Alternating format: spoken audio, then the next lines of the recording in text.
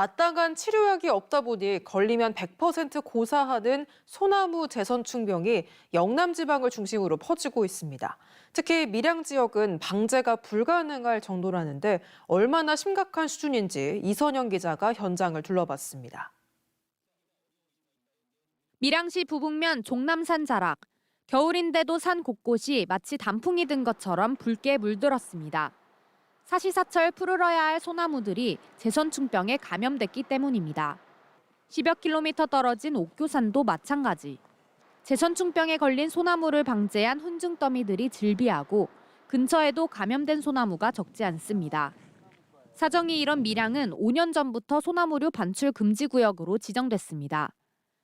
극심한 상태로 이미 접어들어서 방제가 불가능하기 때문에 앞으로 밀양에서 소나무가 전멸되는 것은 시간 문제인 것으로 보여지고요. 밀양에서 방제가 필요한 소나무는 현재까지 확인된 것만 30만 4천 그루인데 올해 예산으로 방제할 수 있는 건 3분의 1 정도인 9만 9천 그루뿐입니다. 전체적인 국가 예산 상황이 삭감된 것도 있고 지금이 가장 심각한 시기라고 할 수 있습니다. 밀양과 인접한 김해도 골머리를 앓고 있습니다. 김해시 생린면의 무척산도 곳곳이 붉게 물들었습니다. 수십 년대 사찰의 소나무도 감염을 피하진 못했습니다.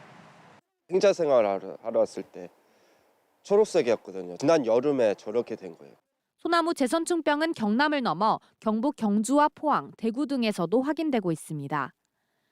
밀양에서 끝나지 않고 남쪽의 김해, 양산, 부산까지 현재 감염 벨트를 형성하면서 확산되고 있는 것이 지난달 산림청이 배포한 소나무 재선충병 발생 위험 예보에도 영남은 위험 등급 최고 단계가 내려졌습니다. 그러나 이번 방제 기간은 이제 한 달밖에 남지 않았습니다. 이 상태로 소나무 재선충병 매개충이 활발하게 활동하는 따뜻한 계절을 맞이해야 하는 겁니다.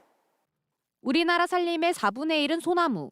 재선충병이 이대로 확산된다면 대형 재난까지 일어날 수 있다고 환경단체는 우려하고 있습니다. 소나무 같은 경우 뿌리가 깊이 자라기보다 옆으로 좀 많이 퍼지는 형태의 수종입니다. 그래서 이 소나무들이 죽어 있을 때 산사태 위험이 훨씬 더 심각해질 가능성이 높은 거죠. 그러나 뾰족한 대책도 없습니다. 예방책인 나무주사나 농약살포도 효과는 미미하고 결국 재선충병에 걸리면 벌채할 뿐입니다.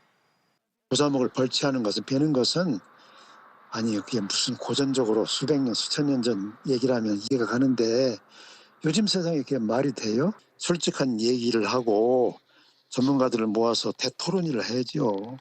한편 산림청이 지금까지 재선충병 방제에 투입한 예산만 1조 원이 넘습니다. MBC 뉴스 이선영입니다.